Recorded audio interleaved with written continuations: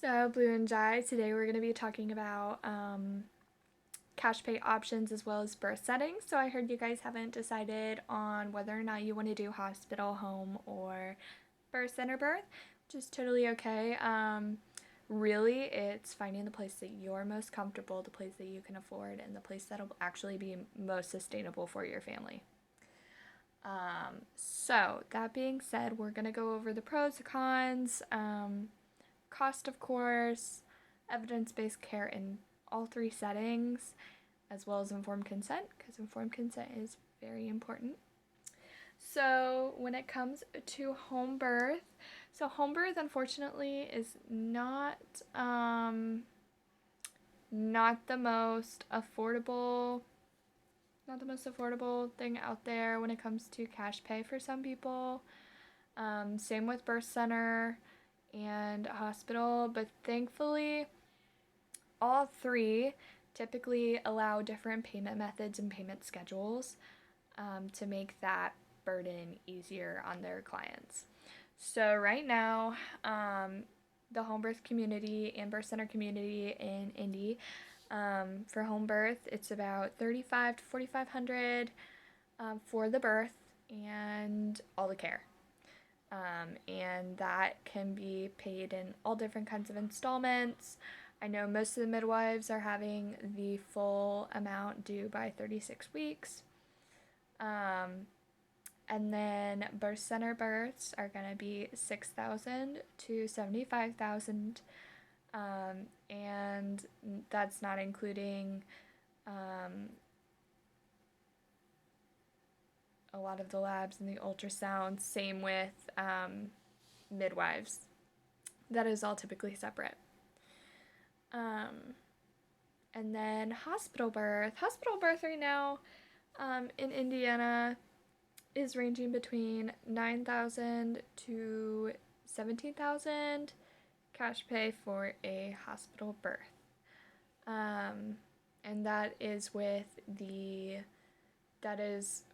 standard OB care. That's also over at Riley Towers, where you guys could potentially have the opportunity to still have midwifery care in a hospital setting, which a lot of people do and a lot of people love. As well as Community North has also the same thing. They have a separate midwifery ward from the typical OB ward. We just find those to be more evidence-based than basic OB wards that you would find most other places. So, pros of the birth center.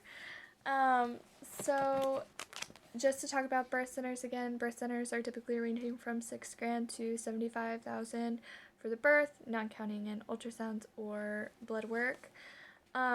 So birth centers are a comfortable medium for people. You have to go somewhere for your care, for your birth, so you're not at home. And the birth center is actually a good distance from you guys. It's only, like I said over here, it's only 15 minutes from the nearest hospital and 30 minutes from you guys. That's a really good distance, actually. You get midwifery care, you get holistic evidence-based care within a birth center setting. You can eat food during labor, you can move, and birth in your selected position. There's no cleanup. We do all the cleanup at the birth center. And we also have the opportunity for water birth. We have a shower. We have yoga balls and peanut balls, as well as just beautiful birth suites. And there's no cleanup for you guys. So it's when it comes to a home birth, typically the birth team will clean up, but you don't have to like pre-clean the house for your birth.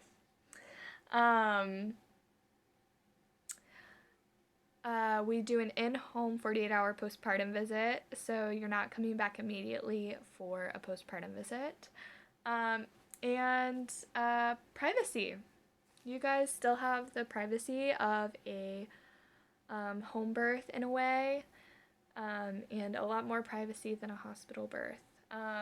Now, there are some downsides of birth center births, and that would mainly be you have to leave the birth center by 4 hours postpartum. We do not provide food here, so it's pack your own food and bring it into the birth center, or order your food, either way. We are limiting our birth partners, so we are only allowing certain amounts of people in. So typically it is 2 support people, so client, partner, and one other support person to come in during the labor for support. We are more expensive than standard home birth midwives. We still provide the same care that is holistic and evidence-based, but we charge a little more due to collaborations and insurance and being a freestanding birth center. And shifts. So we do change shifts because some of our midwives have clients of their own, and so we try to give each midwife good amounts of rest. So you may see different birth assistants and occasionally a different midwife during your stay at the birth center and during your labor. So birth center safety. Everyone who is at the birth is typically, or is always, not typically, is always CPR and NRP certified. We carry oxygen for and anti-hemorrhagic medications such as Methergin, Cytotec, Pitocin, lidocaine. We do injectable as well as topical. We are trained in breech and twin deliveries if all of our boxes are checked when it comes to safety and mother and babies doing well.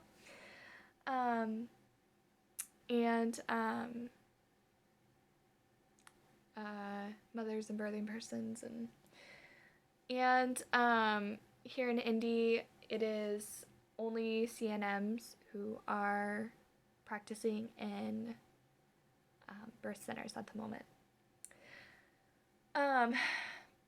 We do recommend when it comes to birth centers to bring your partner if there's one present, and a doula. We highly recommend doulas. Same with home birth midwives in the area. They highly recommend doulas because there's a differentiation between midwives and doulas. So midwives are not in there hands-on the entire time. We typically sit on our hands and are very active in showing you how to move or seeing if different positions feel right. But for more physical pain support, we highly recommend bringing a doula or a support person that has done the research beforehand. And that can be a family member, a friend. We just recommend that they research it beforehand on what could make you feel good during labor. So informed consent in birth center settings is very much like midwifery care in general in hospital and at home. We make sure that you know about everything that you are signing, about everything, all of the choices through first, second, and third trimesters. We try to make sure that everything is understood. We highly recommend research. We usually give external resources to make sure that you know what you're signing, and as well as our own informed consents.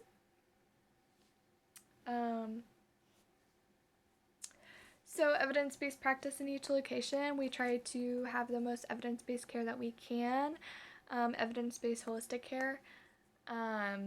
We do not do continuous fetal monitoring, which is not evidence-based according to evidence-based birth.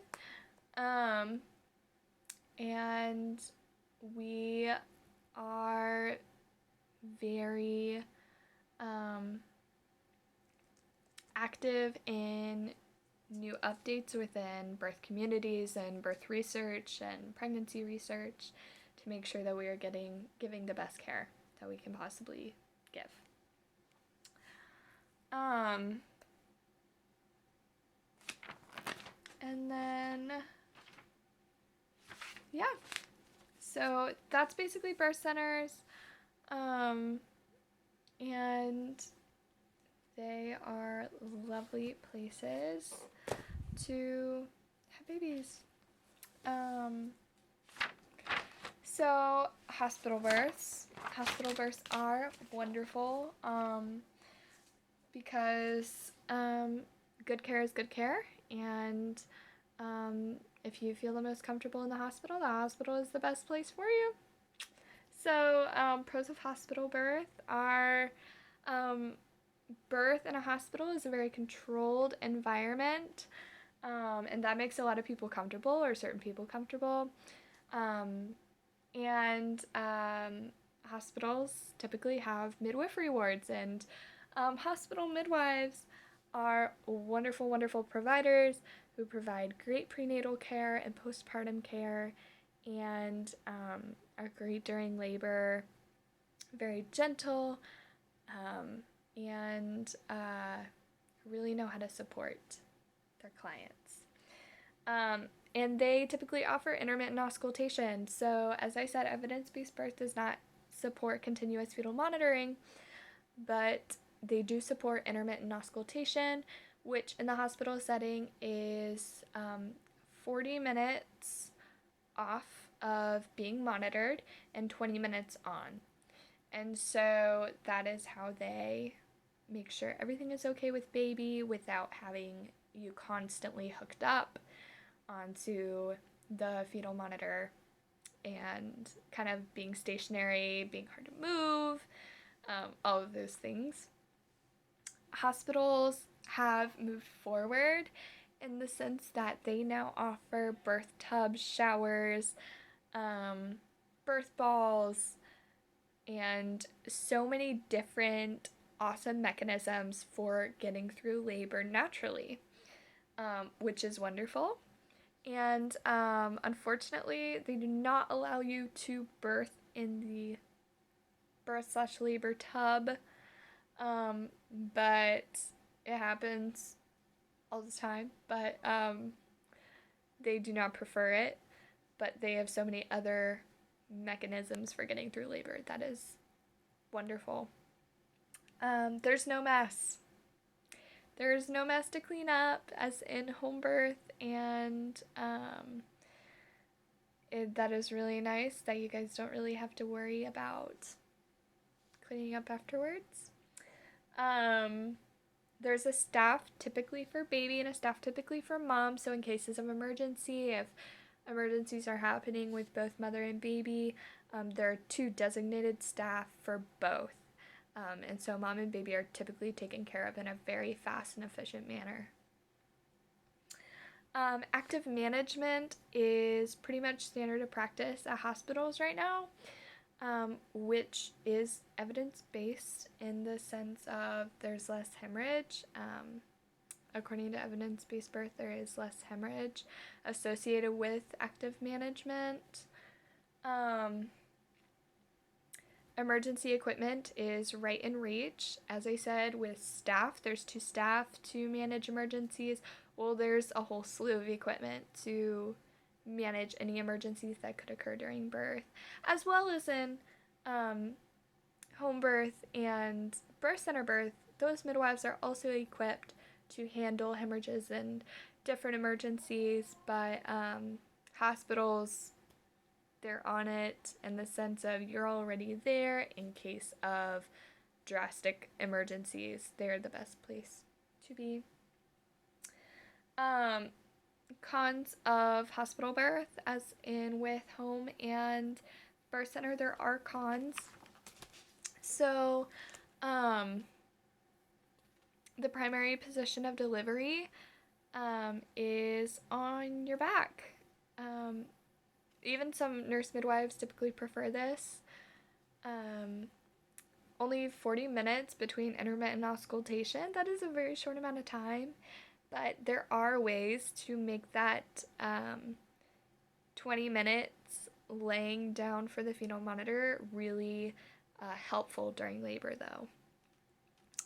Regular checks, they typically like to do every 4 hours on the dot to check the cervix and make sure it's dilating efficiently, whereas some mothers do not want checked at all, but they really hound at it and really prefer having those done. Multiple nurses, changing shifts, as well as doctors and midwives. So all the doctors, midwives, and nurses all work on shifts. So once shift changes, you get a whole new team, and it, for some people, it can feel less personable. No privacy. There's not a lot of privacy when it comes to hospital births, especially with shift changes and nurses coming in and out all the time to start and stop the intermittent auscultation, and just to check in. Limited support people. Unfortunately, in the hospital, there is still a limit on how many people you bring in. In some hospitals, it is drastic still, and in some, it's really good. It's about the same as a birth center when it comes to 2 extra support people.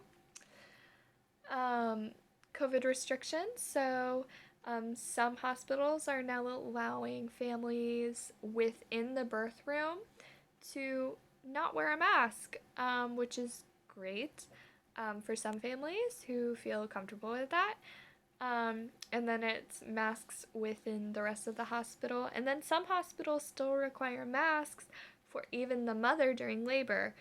And you have to be very particular and selective about which ones still do that, don't do that, all of that. Active management, when expected is desired. They are not keen on expected management. They are very highly active management support. So you may have to very well advocate for yourself for expected management, because that's not something even hospital midwives are very familiar with at this point. HEP block. So a HEP block is typically given in the top of the hand in triage, and that is for easy access to IVs in the case of an emergency. When you walk into a hospital, you have an overall risk of cesarean section, so that is a con of hospital birth. You're put on a time clock during labor. It's about 24-hour time clock of progression, and they are uncomfortable with passing that 24-hour mark.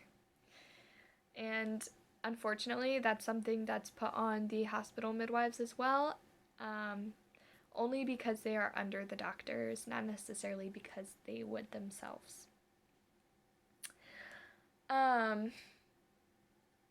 And a con is actually that pain management is available.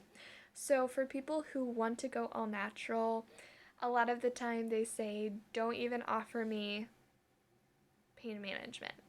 And unfortunately, that's something that is said in hospitals and offered repeatedly during that labor after that laboring person has said, don't even offer it to me. So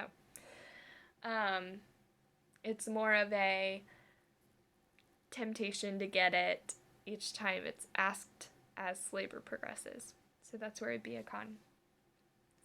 So support persons, again, may have to wear masks. They may be limited, all of that. But safety and certifications of hospital births are numerous, and like hospital providers are numerous. So everyone is trained in CPR, NRP,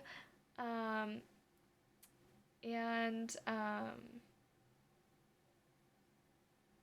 specialists are available 24/7, like lactation consultants, and anesthesiologists. Emergency care is immediate. That's pretty amazing. Yeah. So that is for hospital. Right now, hospital births for cash pay are ranging from $9,000 to 17,000.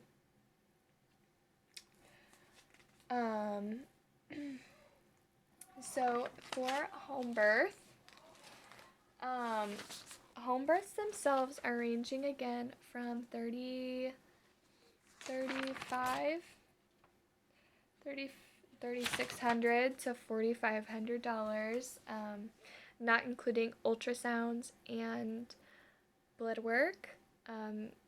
Doing a scheduled payment plan is available with most home birth midwives.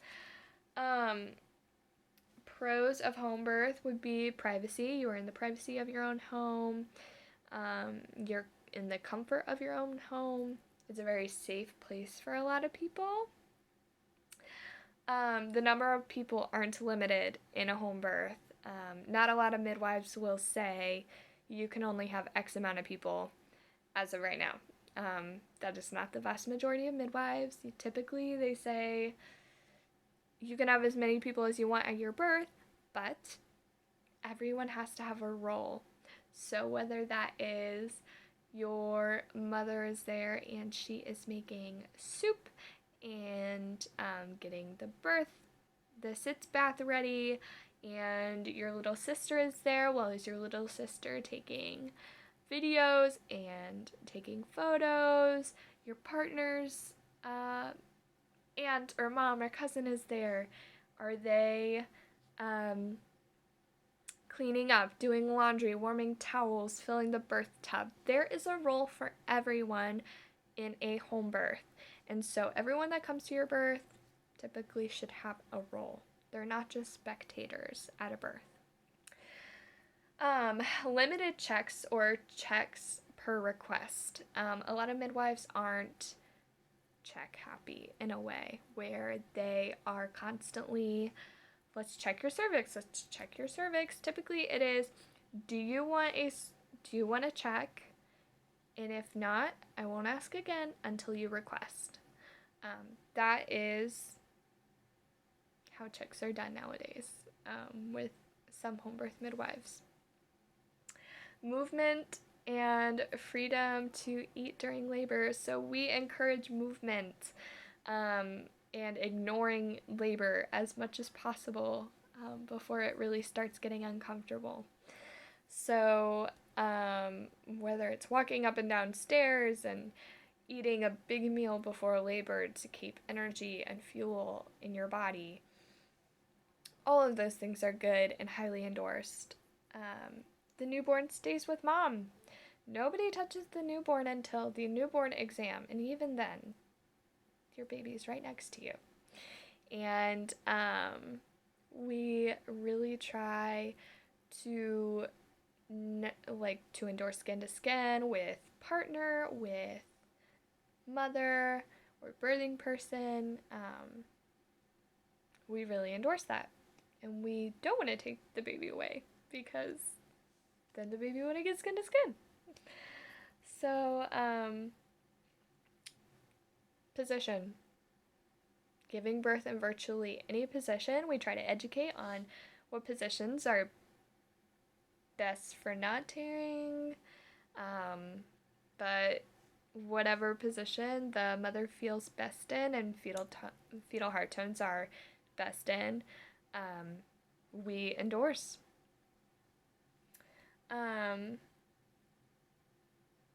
We do water birth. Some midwives provide tubs, some do not. So it's really dependent upon the midwife that you choose on whether or not that is an option. Midwives also use in-home tubs, like garden tubs and stuff like that. It's very common for them to check out a tub and be like, absolutely, you can birth in that.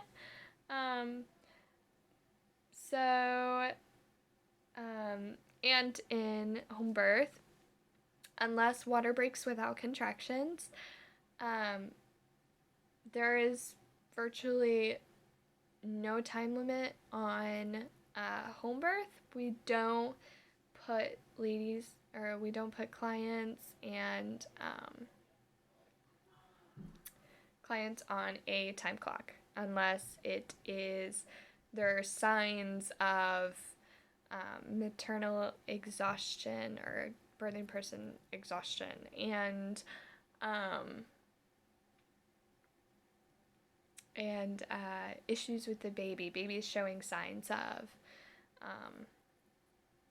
ill content in the womb for so long. Cons would be potentially being a distance farther from the hospital during an emergency. That is a vital thing to consider. A first-time mom, a first-time mother, birthing person, client, they have a higher risk of risking out-of-home birth due to midwives only taking low-risk clients. So that being said, we are constantly doing a risk assessment at every prenatal to figure out if a client is still considered high risk or low risk, and to see if they are high risk. It's expensive for some people. For some people, the cash pay is expensive, and so and not a lot of insurance cover it. A midwife could miss a birth if not called soon enough. That is big, is that you may have to call EMS if the midwife has not arrived. Typically, that's what they endorse, and you would just have EMS on standby. EMS would just sit there. Unless there was a vital emergency, they would just sit there and sit with you guys and wait till the midwife gets there, and then they would pack up and leave after the midwife arrives. But that is also a possibility. Unfortunately, in Indiana right now, there are no GBS IV antibiotics. We are able to do intramuscular antibiotics, but they are not statistically as prevalent and accurate in getting rid of GBS as the statistically evidence-based IV antibiotics. That's just something to think about if testing positive for GBS. Higher risk. So not a lot of midwives do twin births and breech births, especially for first-time parents. It is virtually unknown for a midwife to do a breech birth with a first-time client with the risks. But there are doctors who deliver breech births nowadays vaginally, same with twins, and we have all the recommendations for that. Certifications and safeties, so all of the midwives here have done CPR, NRP, BEST training, which is birth emergency skills training. We all carry oxygen, anti-hemorrhagic medications such as Methergin, Pitocin, and Cytotec, anti-hemorrhagic herbs.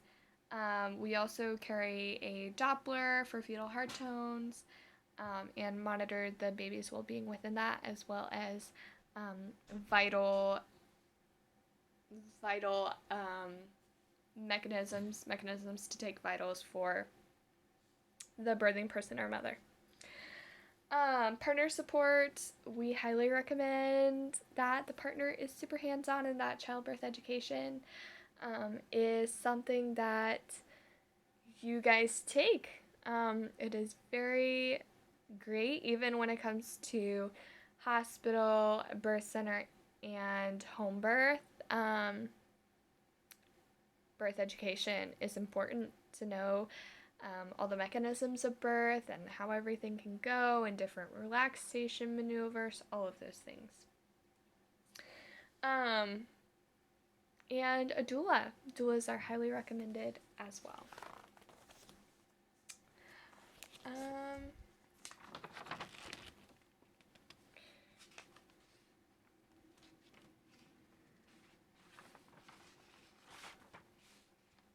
We also offer, in all of those settings, vitamin K, erythromycin ointment, and